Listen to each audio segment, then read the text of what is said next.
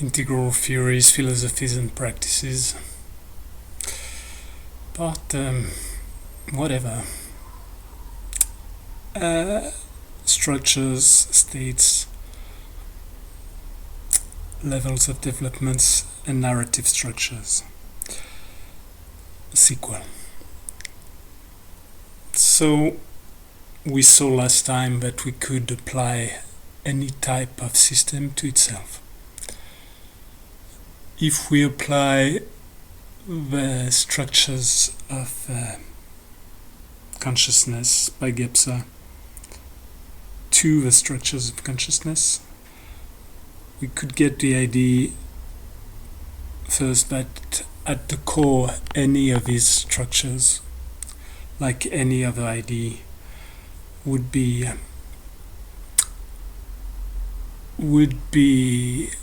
an archaic blur, undifferentiated, without proper definition, without actual meaning. So the core is emptiness, vacuity. Now from an initial origin in the Wuji, any idea would start to delineate and create a very broad category in the magical realm. The magical figure of an idea could be a being, sort of a spirit, or it could be a burgeoning identity, still blurred enough that it encompasses a wide array of what would appear to us vastly different things. So that's what's mentioned by Gebser, for instance, when he refers to old names, old words that cover two opposite meanings for us, two meanings that now have two words for it, and both words mean opposite things. But when you go back sufficiently in time, some words were used to cover the complete spectrum of polarity, for instance. So one way to think about it is the sort of a birthing of a mental or ideational, imaginal or spiritual being. The archaic is the womb, where the idea still has no separate form, although it is being developed. It has a life of its own on the other side of the border of the imaginal, so in another realm. Then the magical structure would correspond to the actual birthing as a gradually more and more differentiating and individualizing entity.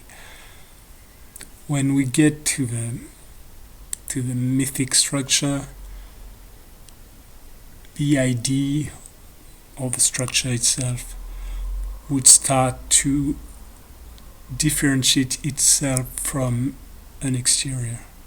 So you'd get an interior, sort of the inner content of the idea, differentiated from the not solely the broad realm of the otherness that is identified in the magical, but the idea becomes something of an archetype, something of an idea in the Platonic approach. So a being of the mental realm or a being of the imaginal realm. And this being identifies itself in contrast or in opposition to other beings, to which it recognizes the same type of innerness, same type of interiority. The next stage is the mental stage, and that's where a structure, an idea, actually becomes what we call us in our culture an idea, which would be a construct of pieces and lineages, a genealogy of thoughts, bringing to an actual clear-cut definition. Clear-cut is always quite excessive, since all ideas, as all words, are working in self-reference. So to define a word, you will use other words. To define these other words you use to define the first word, you'll need to use other words, and oftentimes you'll end up cycling. You will define one word by using another word that it was used to define. And there's really no way around it at one point or another when you break down things to this smaller or smallest component. You end up with like the wall of the postulates. You end up with the wall of unprovable propositions that are intuitively felt to be true. And when we say intuitively, it could mean culturally. We deny in many aspects the truth of a felt sense of something, but even proving the actual idea that there exists a logic, the idea that your memory, you can trust your memory so that all the inferences you make about the world due to your remembering something are valid. All these things are based on pre-existing postulates about the nature of the world that are in themselves unprovable. There's no way to test them. The same applies to all the broad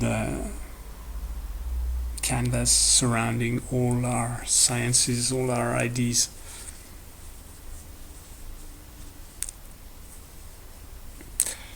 There is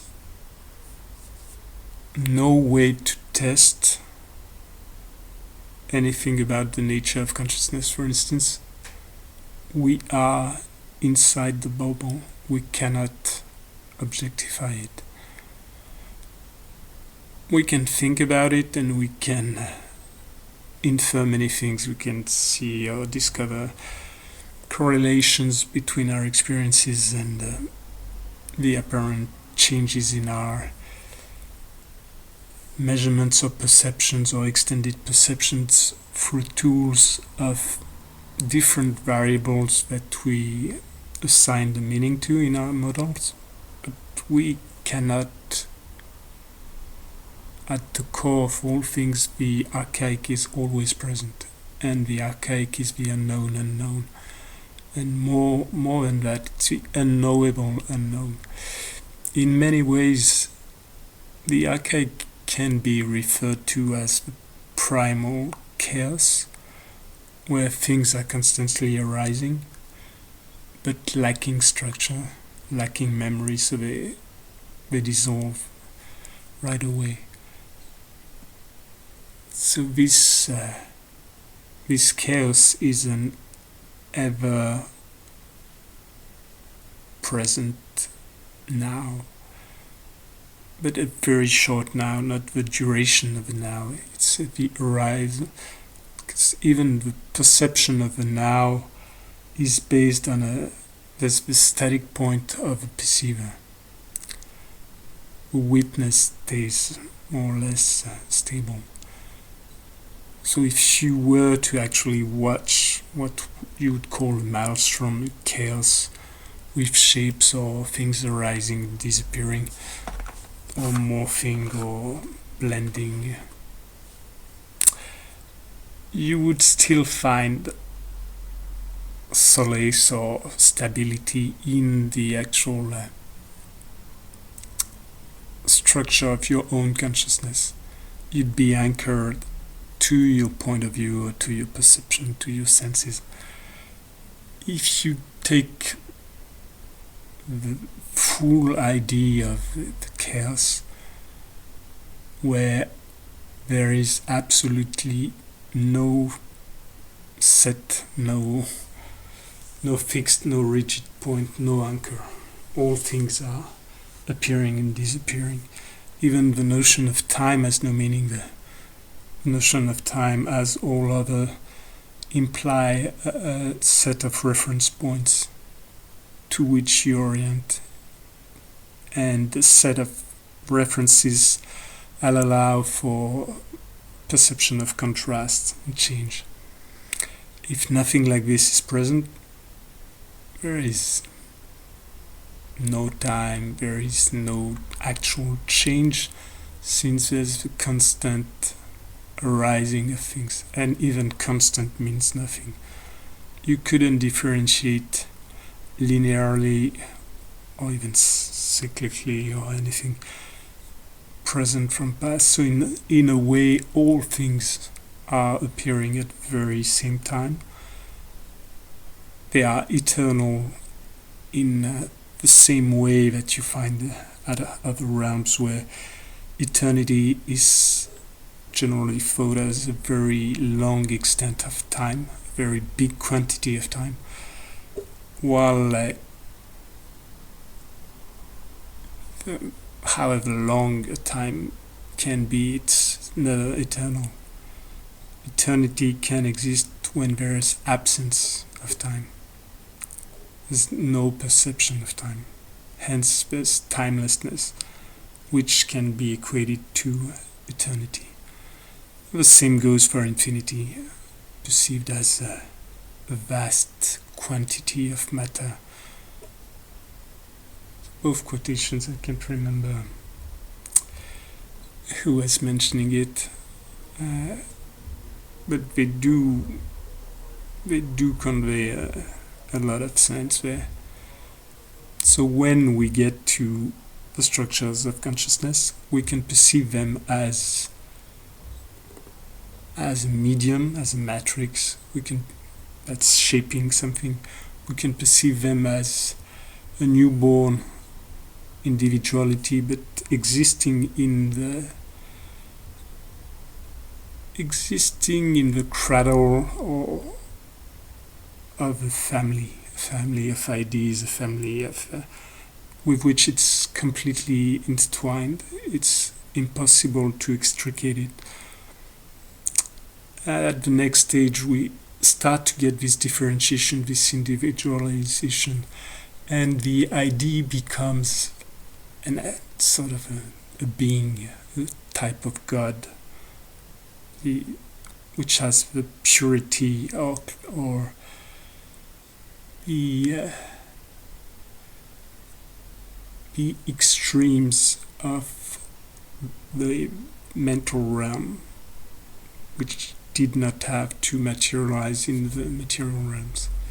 So did not have to go through all the layers of constraints that will twist and contort and shape an idea until it is often unrecognizable or nearly reversed from what it was perceived as in the ideal realms. So once the idea becomes an individual, the next stage of Zoom is to make it the aggregation of parts of many smaller components, which is the mental realm. And the mental realm will make it first an aggregation, and then will make it a mechanism, then a machine, eventually all these through analogies, but would go from a simple articulation of things to generate certain behaviors to a more and more complex articulation, which very fast will get to machines of machines, would get systems or mechanisms of mechanisms. You get to systems or cybernetic systems, things like this. Then you get to systems of systems. Then you get to organisms of organisms, and so on and so forth. Societies of societies. When you go deeper into your zoom, so at this stage where your structure or your idea has become an actual universe, if you zoom sufficiently, so it's made of many, many small parts that are working together. If you zoom even more, these small parts, not only are they made of smaller parts, but past a point you discover that they are shaped by fields of interrelations, of interconnections.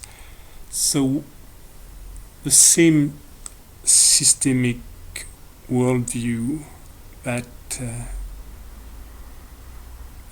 ends up happening when you go deep enough into the mental process, for instance,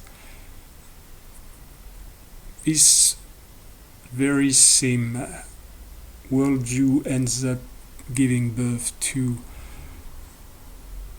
the systems view, the complexity view, the chaos approach, ecosystemic view, that apply to many, basically to anything, not only living systems. And the dancing landscapes of the analogy of complexity as contrasted with chaos, which the scientific chaos is deterministic, but with broad dependence on original conditions. So it's depicted as a complex landscape. Linearity, like linear causations, simple systems, are depicted as sort of flat landscapes. The complex systems where each part of the system is changing in interaction, in relation to all of the parts around, is a dancing landscape. So I think I pondered a bit deeper on the relationship of the pluralistic relativistic worldview to the deepening of the zoom implied by the mental approach. And the next stage is the integral, and the integral is actually the transposition of the systemic and ecosystemic, then holistic and matricial, not only intuitions but theorizations of the world, and you reapply it to the actual worldviews, to the actual narratives, to the actual structures of consciousness, and there they all reappear as parts or layers of the same unit, making sense together. So that's just one approach. In one way, structures of consciousness are empty. words, wind. In another way, they are infinite, meaning stretches forever. In yet another way, they have a very blurry definition that includes a lot of things, and amongst those things, there could be things that are completely opposite.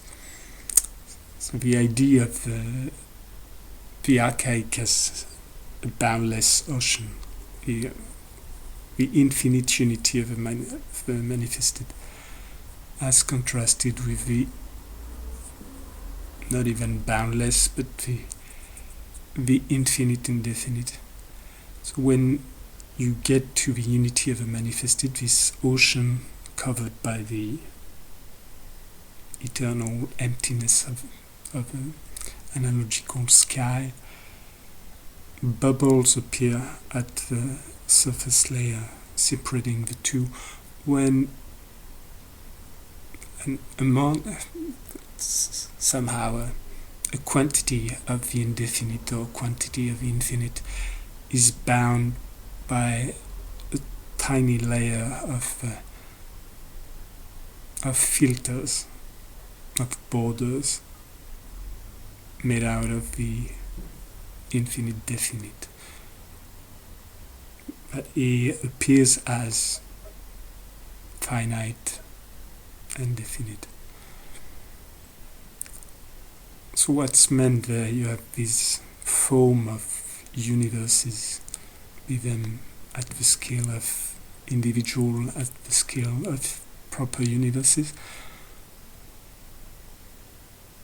They are also an infinity, but it's an infinity that has form, shapes, eventually duration, and what.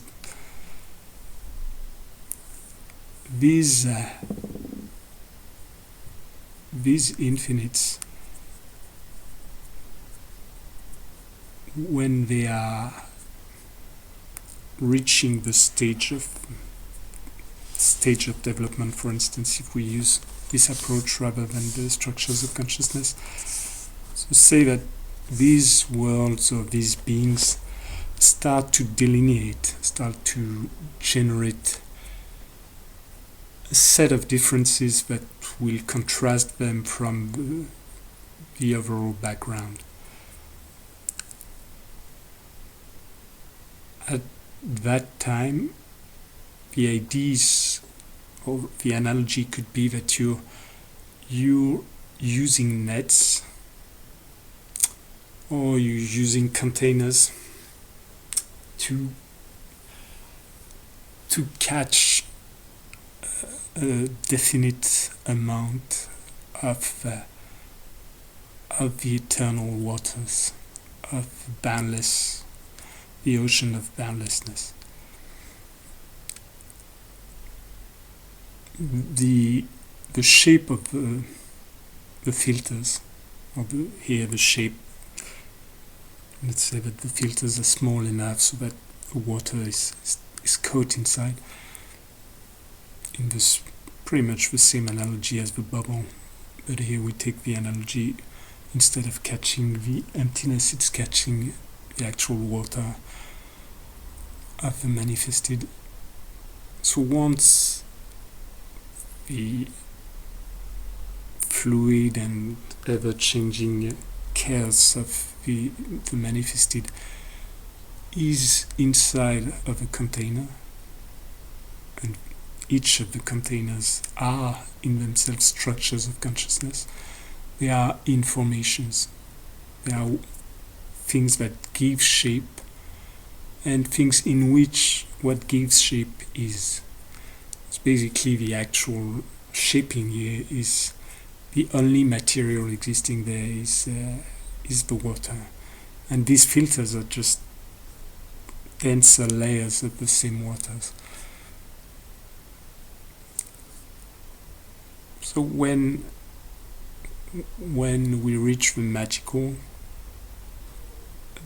the actual containers are not clearly defined. They are flexible, or they can morph and change shapes very easily.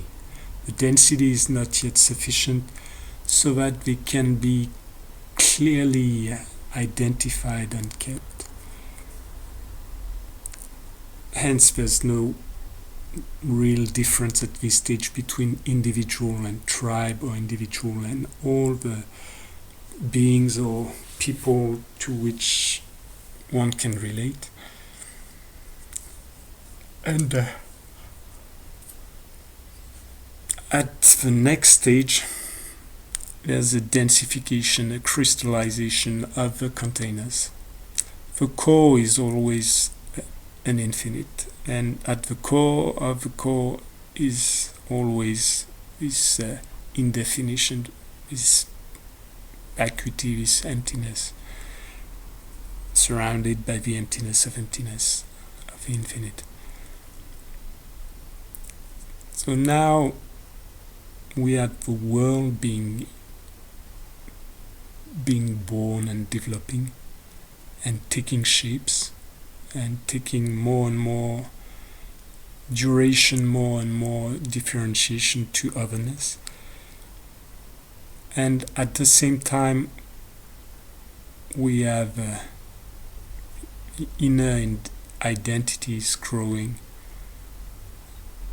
and the actual shaping of the world can be seen as an objective process happening outside, or it can be seen as an internal process happening to a consciousness, to something that can actually know it, that can perceive it, that can remember it, categorize it, make sense of it. So both aspects are already present, and since both aspects are present, the aspect of relationality and relativeness is already appearing, or is already present. So the structures can be seen as having a developmental life. They can be seen as having states, various states defining what they are, what they contain. They can be seen as having narratives, including in the idea of narratives all levels, like from data to words, to propositions, to all this, using the language analogy, to theorizations, to models, theories, whatnot. And all these can be of all types. So the magic, say, if we go and explore the archaic can be undefined. Then the archaic can be sort of a power, an entity. It's still very blurry and includes both chaos and void. There would be the same thing, and internal and external. So the identity of a subject, or the externality of a medium, an object or whatnot, would be undifferentiated. So you find in some old mythologies, you find the old gods or powers, primal powers, do have aspects of impersonation as well as aspects of indifferentiation, like they become individualized entities at the same time as these background powers that are completely the opposite of individuals. They are the indefinite aspect. This same as any other strata, keeps existing. So you find it in very strange aspects of religion when they are approached from the mental point of view, and especially more modern aspects where many things have become completely taken for granted in the way we think about the world, although all these ways of thinking about the world are as fragile, or in some ways they are as unprovable as any other that existed prior. So we have many ways to go around. You take a longer time to reach the end, where you get to a stage where past this point there are dragons, the great unknown of the remote reaches of the world, the deep seas. But you do reach that all the time.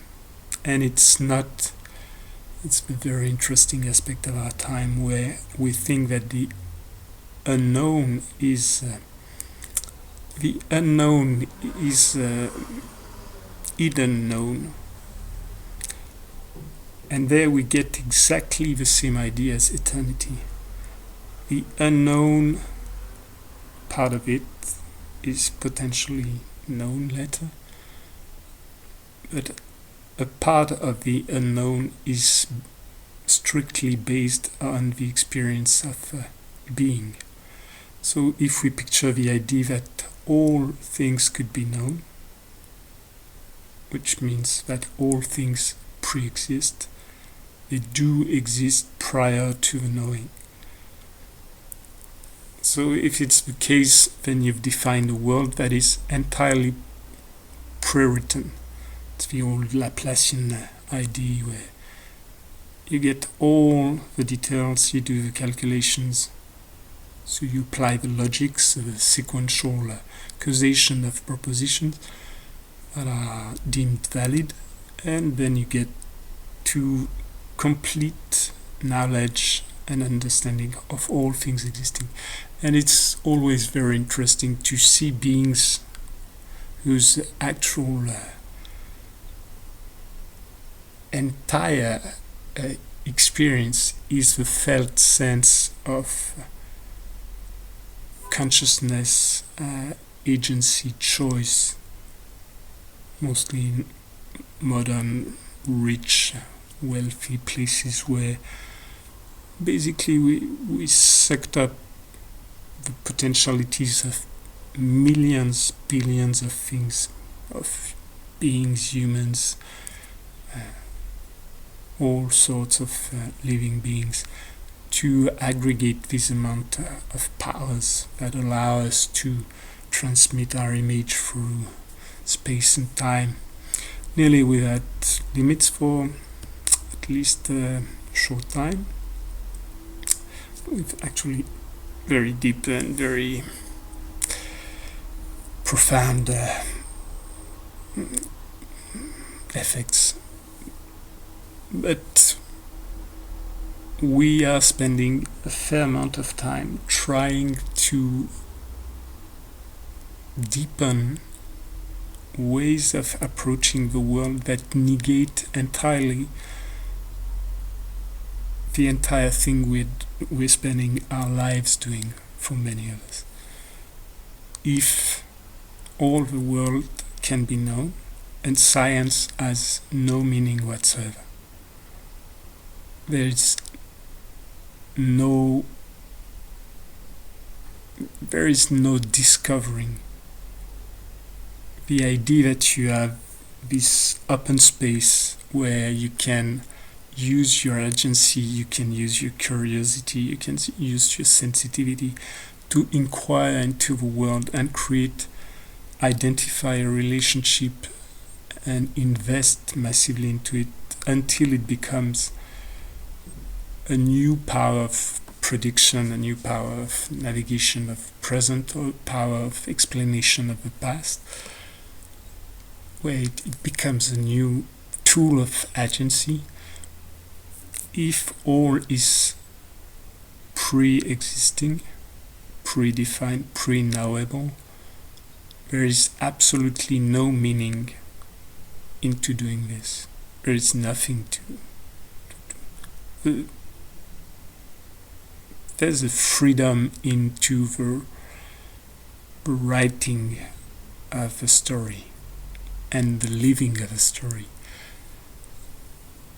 You might also say that in some ways there's a freedom in the reading or listening to the story, because your mind can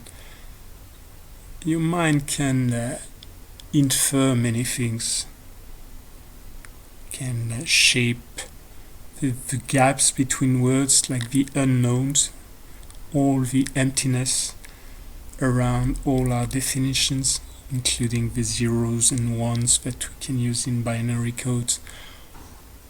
That's in all the emptiness, the undefined, that we can find use, we can find things to do with it.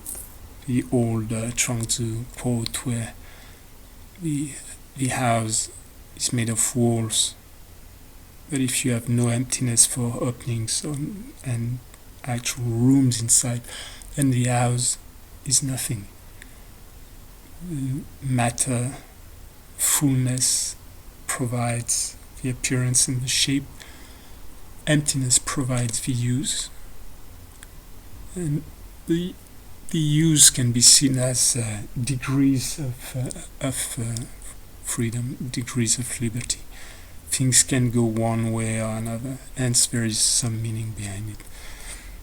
So that's the trap of the rational, where you lost the path, you lost the consciousness of the archaic, and we see only these small pieces, and we're trying to fill the world, so we need smaller and smaller pieces, because around all the different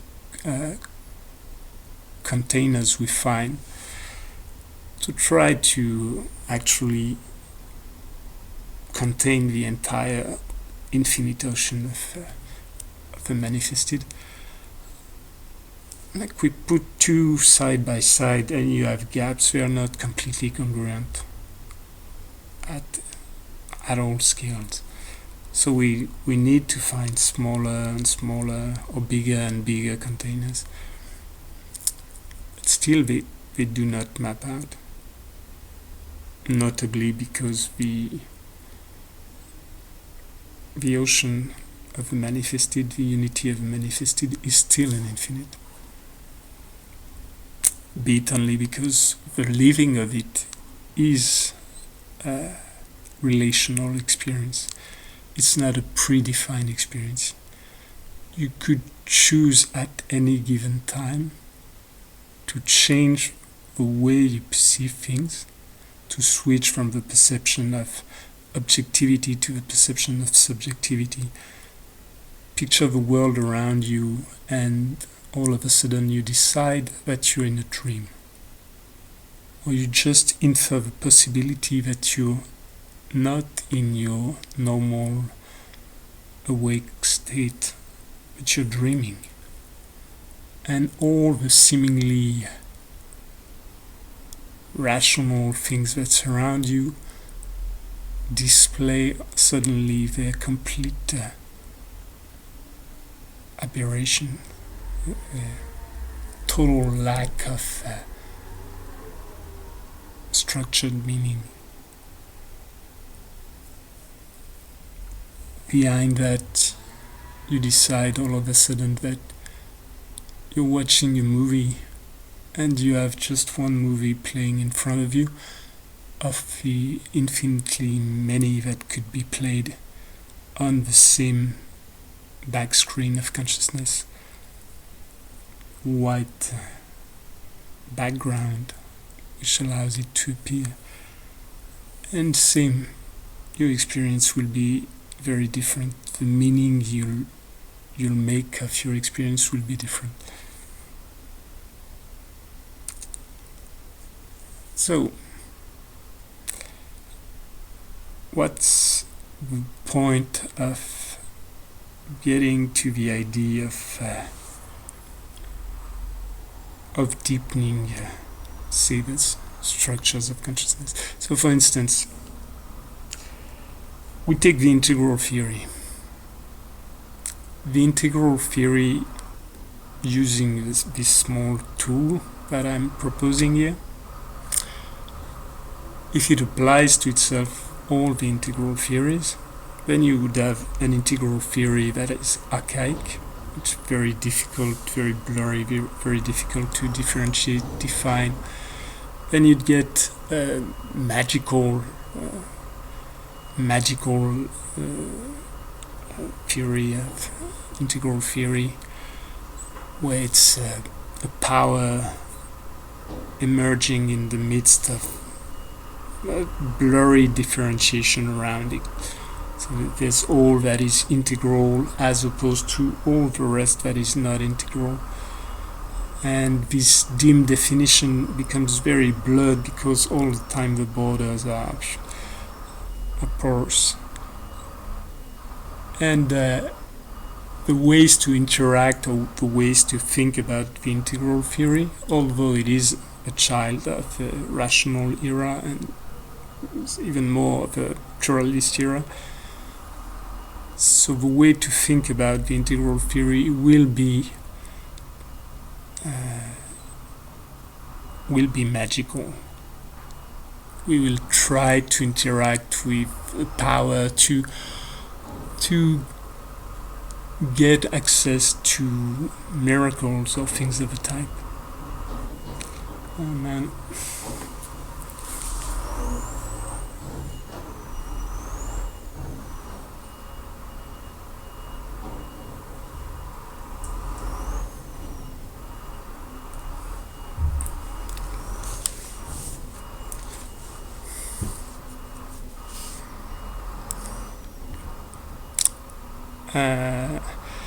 Okay, sorry for the noise.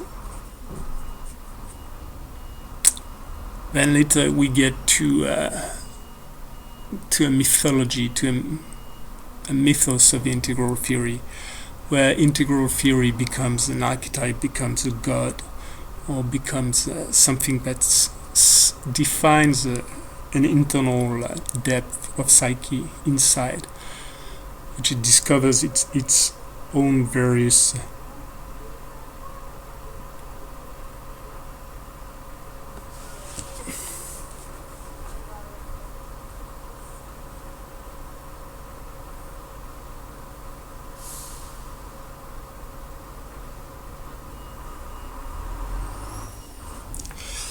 sorry again.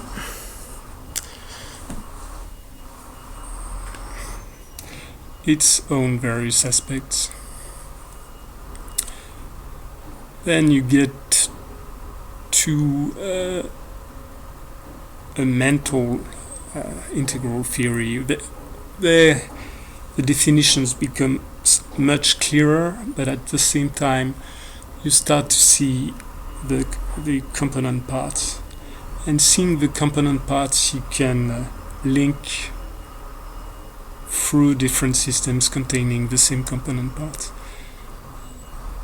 You can find the commonalities. Okay, that's it for now.